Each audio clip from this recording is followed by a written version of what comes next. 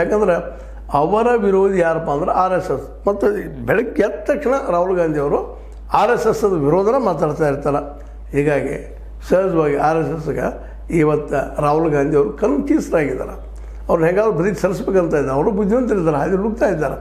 ಇಂಥ ಪ್ರಸಂಗದಲ್ಲ ಇಂಥ ಒಂದಿಷ್ಟು ಜಗಳಗಳು ಸಿಕ್ಕುಪ್ಪ ಅಂತ ಅವ್ರಿಗೆ ಬರೋಬ್ಬರಿ ತಮ್ಮ ಹೆಂಗೆ ಬೇಕೋ ಹಂಗೆ ಹೊಡ್ಕೊಳ್ತಾರೆ. ಆದ್ರೆ ಒಂದೇ ಸಮಾಧಾನ ಇಲ್ಲಿವರೆಗೆ ಅಂದ್ರೆ ಇವತ್ತು ಸಿದ್ದರಾಮಯ್ಯರಿರ್ಬೋದು, DK ಶಿ ಅವರಿರ್ಬೋದು, ಸತೀಶ್ ಜಾರಕಿಹೊಳಿ ಇರ್ಬೋದು, ಇವೇನು ನಾಯಕರಿದ್ದಾರೆ ಪ್ರಮುಖ ಒಂದಿಷ್ಟು ಇವರಲ್ಲೇ ಇವರೆಲ್ಲರೂ ಕಾಂಗ್ರೆಸ್ಗೆ ಬಂದಿದ್ದಾರೆ. ಮತ್ತು ಸಮಾಜವಾದ ಅಂತ ನಾವು ಕರ್ಕೊಳ್ತೀವಿ ಅಥವಾ ಒಂದು ಸಮತಾವಾದ ನಾವು ಕರ್ಕೊಳ್ತೀವಿ, ಆ ಐಡಿಯಾಗೆ ಇವ್ರು ಬಂದಿದ್ದಾರೆ. ಮತ್ತು ಅದರಲ್ಲೂ ಮುಖ್ಯವಾಗಿ ಹಿಂದೆ ಮೂಮೆಂಟ್ ಅನ್ನು ಸತೀಶ್ ಅವರು ಹುಟ್ಟು ಹಾಕೊಳ್ಳೋದು ಬೆಳೆಸ್ಕೊಂಡು ಬಂದ್ರೆ DK ಶಿ ಅವರು ಮೊದಲಿಂದೂ ಕಾಂಗ್ರೆಸ್ಗರಿದ್ದಾರೆ. ಅವರಲ್ಲಿ ಕಾಂಗ್ರೆಸ್ನ ಬಗ್ಗೆ ಏನಪ್ಪ ಅಂದ್ರೆ ಅವ್ರಿಗೆ ಗೊತ್ತಿಲ್ಲದನ ಒಳ್ಳೆಯ ಭಾವನೆಗಳು ಬೆಳೆದ್ಬಿಟ್ಟಿದ್ದಾವೆ. ಹೀಗಾಗಿ ಅವರು ಹೊಡಿಲಿಕ್ಕಿಲ್ಲ ಒಂದು ಸಮಾಧಾನ.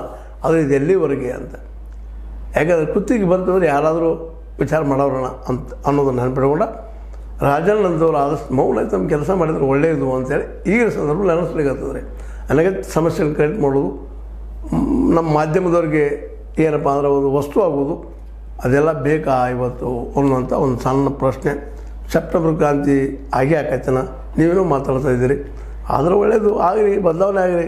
ಕ್ರಾಂತಿ ಅಂದರೆ ಅಮೂಲಾಗ್ರ ಬದಲಾವಣೆ. ಆ ದಿಶೆಯಲ್ಲೇ ಏನಾದರೂ ಆಗ್ತದೆ. ನಾವು ಸಿದ್ದರಾಮಯ್ಯನವರ ಅದು ನಿಮಗೆ ಗೊತ್ತು, DK ಶಿ ಗೊತ್ತು, ಸತೀಶ್ವರಿಗೆ ಗೊತ್ತು, KR ರಾಜನಿಗೆ ಗೊತ್ತು ಅಂತ ಜನಸಾಮಾನ್ಯರು ಮಾತಾಡ್ತಾ ಇದ್ದಾರೆ. ಇದು ನೀವು ಲೈಕ್ ಆಗಿರ್ಬೋದು. ಲೈಕ್ ಮಾಡಿ, ಶೇರ್ ಮಾಡಿ, ಕಮೆಂಟ್ ಮಾಡಿ, ಜೊತೆಗೆ ಸಬ್ಸ್ಕ್ರೈಬ್ ಆಗೋದು ನಿಲ್ಲಿಸ್ಬೇಡ್ರಿ. H60 ನ್ಯೂಸ್ ಅರ್ಥಾತ್ ಸಿದ್ದರಾಮಯ್ಯ ಸತ್ಯದ ಕೈಯಲ್ಲಿ ವಂದನೆಗಳು.